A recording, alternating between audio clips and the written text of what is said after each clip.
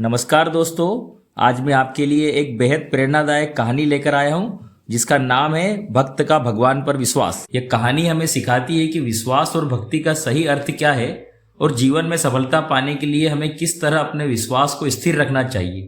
तो चलिए शुरू करते हैं।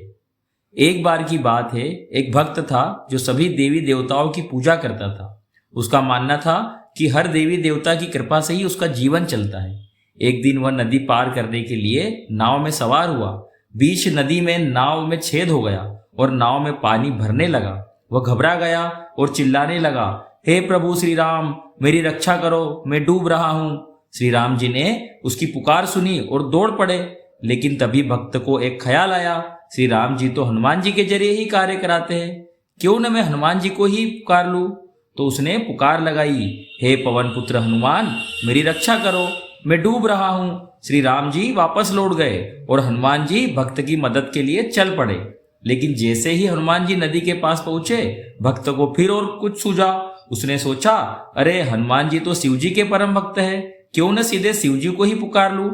अब वह जोर जोर से चिल्लाने लगा, हे भोलेनाथ, मेरी रक्षा करो, मैं डूब रहा हूं। हनुमान जी वहीं से लौट गए और शिव जी कैलाश छोड़कर भक्त की मदद के लिए दौड़े। लेकिन भक्त की बेचैनी कम नहीं हुई। उसने सोचा, शिव जी तो अपने बेटे गणेश जी की बात मानते हैं, क्यों न गणेश जी को ही पुकार लूं। अब वो चिल्लाने लगा, हे विघ्नहर्ता गणेश, मेरी रक्षा करो, मैं डूब रहा हूं। शिव जी वापस लौट गए और गणेश जी वहां पहुंचे।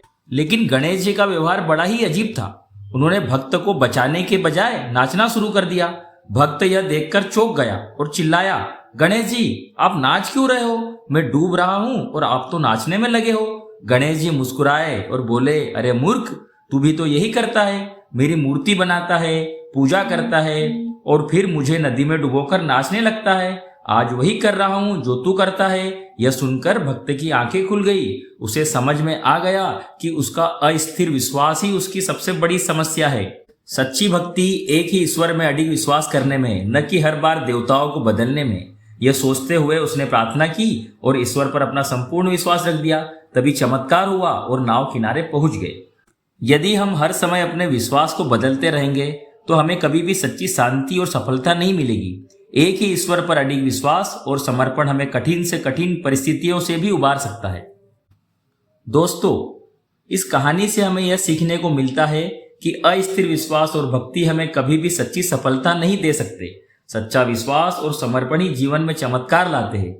अगर आपको यह कहानी पसंद आई तो इसे लाइक करें, अपने विचार कमेंट में बताएं और इसे अपने दोस्तों के साथ जरूर शेयर करें। हमारे चैनल को सब्सक्राइब करें ताकि ऐसी और भी प्रेरणादायक कहानियां आपके पास पहुंचती रहे। धन्यवाद। आपका दिन